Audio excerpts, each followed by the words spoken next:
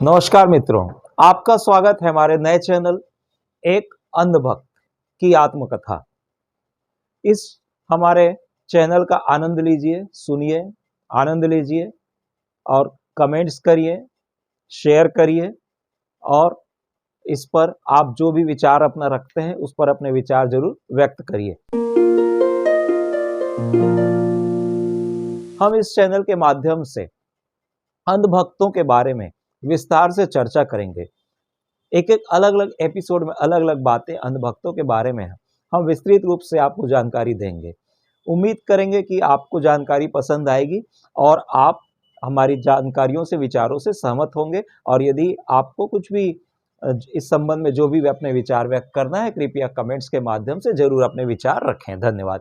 देखिए, सबसे पहले हम देखेंगे कि अंधभक्त होता क्या है, अंधभक्त किसे कहते हैं।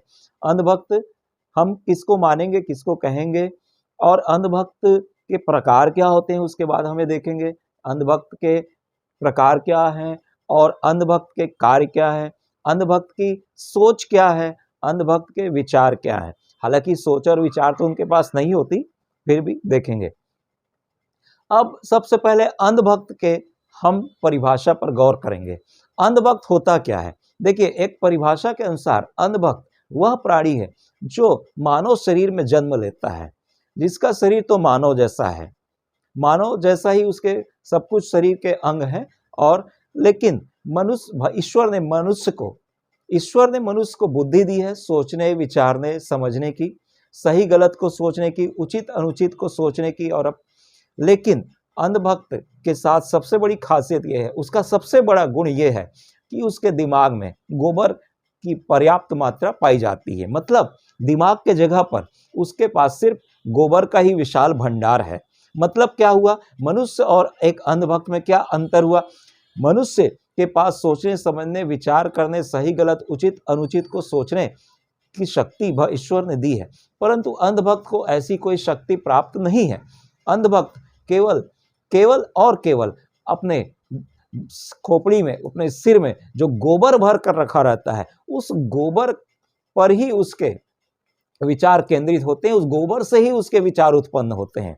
और तीसरी खासियत अंधभक्त की, जो उसकी जुबान से कभी भी आपको ये महसूस नहीं होगा कि ये मनुष्य है या उसका शरीर मनुष्य का है, क्योंकि वो मनुष्य शरीर में जन्म लिया है, इसलिए उसकी जुबान से लेकिन आपको कभी ऐसा महसूस नहीं होगा। उसकी जुबान में कीचड़ भरी हुई है, कीचड़ लिपटी हुई है, और वो अपने इस कीचड़ जुबान का हर प्रकार के, हर वर्ग के लोगों के लिए प्रयोग करता है, जो भी उसके आका या उसकी बातों से सहमत नहीं होते हैं, उनके लिए वो इस अपने कीचड़ रूपी जुबान का भरपूर प्रयोग करता है। आप इस चीज को गौर करेंगे, चाहे वो अंधभक्त अपनी कीचड़ जुबान को चलाए किसी के लिए भी गलत शब्द बोलकर, चाहे वो हमारे देश के प्रधानमंत्री के बारे में गलत बोले, चाहे देश के कृषक, मजदूरों, आम व्यक्ति के बारे में गलत बोले, अपनी कीचड़ जुबान चलाए, चाहे महिलाओं के प्रति वो बोले, चाहे यहां तक कि पीड़ित व्यक्ति, अत्याचार के शिकार, अनाचार के शिकार व्यक्ति के प्रति भी हो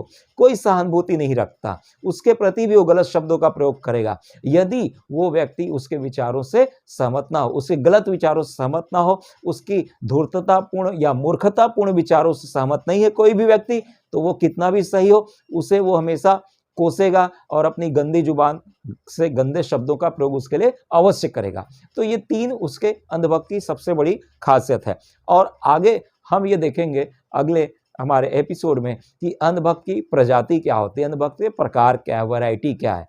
और इसी तरह से हम आगे अलग अलग चैनल के अलग अलग एपिसोड के माध्यम से अंधभक्त की विस्तार से चर्चा करेंगे। धन्यवाद।